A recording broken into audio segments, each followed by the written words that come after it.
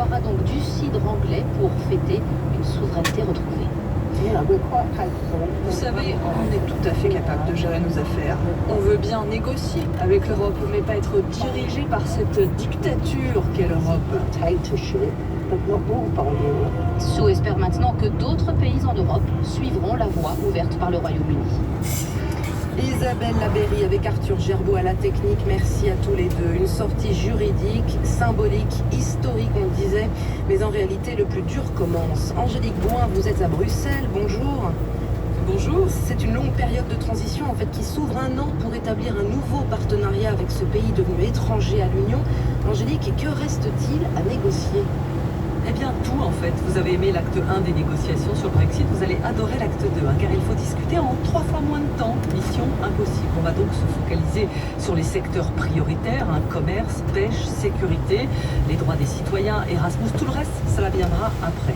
Les deux parties veulent un accord de libre-échange, pas de quota de marchandises, ni de droits de douane. C'est une belle offre qui est faite à Londres, mais pas question d'offrir cet accès privilégié à notre marché unique, 445 millions de consommateurs, sans un engagement strict sur le respect de nos normes environnementales, fiscales et sociales.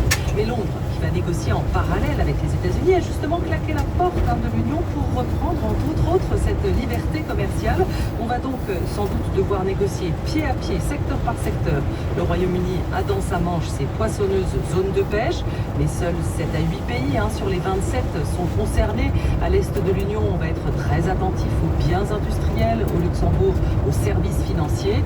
Michel Barnier, qui reste aux manettes de cette très difficile négociation, aura fort à faire pour maintenir leur unité. Angélique Bouin, en direct de Bruxelles, ce n'est pas une fin, c'est un début. C'est ce que devrait dire Boris Johnson ce soir, car on l'a compris, tout reste à écrire, y compris la relation, voire le rapprochement avec les États-Unis. Hier, le chef de la diplomatie américaine, Mike Pompeo, a déjà fait miroiter d'énormes bénéfices pour les deux pays. Retournons au plus près des Britanniques. Ça fait 3 ans que le pays se déchire. Les tout derniers sondages montrent encore à quel point. 47% contre le Brexit, 43% pour. Le correspondant du journal Le Guardian à Paris est avec nous en studio pour cette matinale spéciale. Bonjour John Henley. Bonjour. Est-ce que la société britannique va s'en relever, vous croyez, ou bien est-ce qu'elle va rester ainsi profondément divisée ? Écoutez, ça va être très compliqué. C'est un pays, on peut vraiment le dire, déchiré. Géographiquement, le Nord qui a voté massivement pour le Brexit, le Sud plutôt contre. Entre les générations, on est partagé, les quinquagénaires, sexagénaires qui ont voté massivement pour le Brexit, leurs enfants qui ont voté massivement contre. Ça va être extrêmement compliqué. L'Europe, ça a toujours été un sujet épidermique en Grande-Bretagne, et après 3 ans et demi de blocage total, de frustration, ça le reste. Il y avait un sondage juste avant Noël qui a posé la question aux parents comment ils réagiraient si l'un de leurs enfants choisissait de se marier avec une famille issue du qui avait voté, qui était dans l'autre camp pour la campagne du Brexit. 47% des parents ont dit qu'ils vivraient ça vraiment très très mal. Oui. C'est-à-dire à quel point ça va durer ça va durer des générations.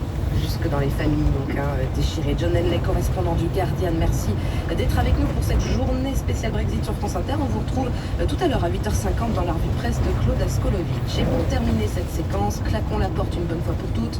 Le Royaume-Uni et l'Union européenne divorcent après 47 ans de mariage. Un mariage plutôt agité et truffé de répliques devenues cultes. Louise Baudet nous refait le film. We must build a kind of United States of Europe. 1946, Winston Churchill appelle à la création des États-Unis d'une Europe en ruine, mais sans le Royaume-Uni qui préférera toujours le grand large au continent. 1963, le continent se rebiffe. La nature, la structure, la conjoncture qui sont propres à l'Angleterre diffèrent profondément de celles des continentaux. Double veto du général de Gaulle à l'entrée des Britanniques dans la CEE. Le 1er janvier 73, le mariage de raison est tout de même scellé.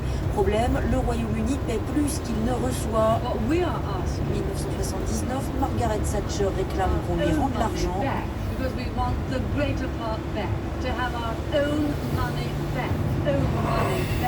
L'épique bataille du rabais britannique remportée par la Dame de Fer qui inlassablement dit non. No, no, no. 20 ans plus tard, la crise économique et bientôt migratoire nourrit l'europhobie. Le conservateur David Cameron tente un coup de poker. We will give the British people a referendum. Mais le 23 juin 2016, The UK has voted to leave the European Union.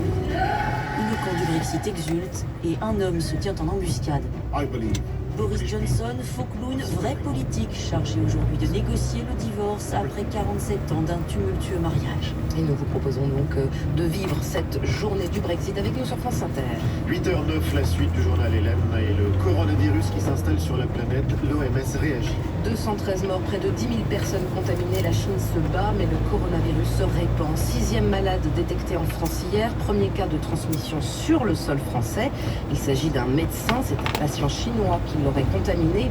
Devant la multiplication de ces cas de transmission en dehors de la Chine, l'OMS, l'Organisation mondiale de la santé, a élevé son niveau d'alerte hier. Son patron, Tedros Ghebreyesus. Je déclare une urgence de santé publique de portée internationale concernant l'épidémie mondiale du nouveau coronavirus. La raison principale de cette déclaration n'est pas due à ce qui se passe en Chine, mais à ce qui se passe dans d'autres pays.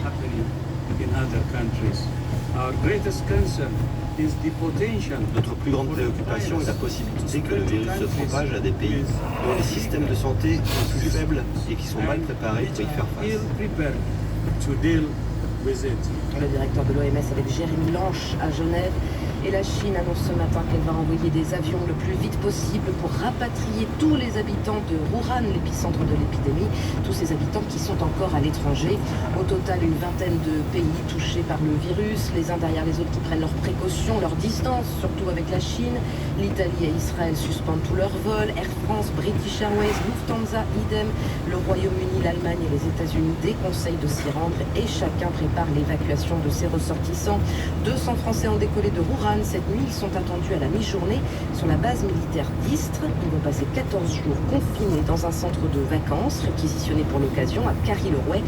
C'est à une trentaine de kilomètres de Marseille. Le maire de la ville n'a pas été mis dans la boucle. Pas très content ce matin, Jean Montagnac, et c'est un euphémisme. Ce que je peux confirmer, c'est que je viens d'avoir la préfecture, parce que c'est moi qui les ai appelés, ce qui est quand même navrant, parce que la gendarmerie et vous-même m'avez prévenu de cette arrivée. C'est pas une question de refuser l'accueil de ces gens-là qui, je me mets à leur place, c'est beaucoup plus difficile que nous, mais n'empêche que moi, ce qui me dérange le plus, c'est de ne pas avoir été informé en amont, mais en difficulté d'économie d'une ville comme Carry-le-Rouet, parce qu'un tiers de l'économie se passe sur ces 4 images comme ça, quoi. On a autant de monde que l'été à 3 mois. On ne sait pas ce que ça peut impacter.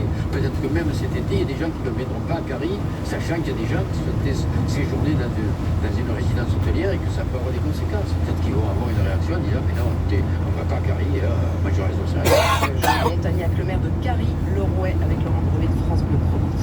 Et puis Hélène, ce n'est pas une grosse surprise, mais c'est l'information de la matinée et c'est confirmé. Édouard Philippe est candidat à la mairie du Havre, il le dit ce matin à nos confrères de France Bleu et de Paris-Normandie. Bonjour Yann Gauze. Bonjour Hélène. Alors le Premier ministre qui est dans la ville aujourd'hui affiche sa plus grande ambition, redevenir maire du Havre quand il sera plus en poste à Matignon.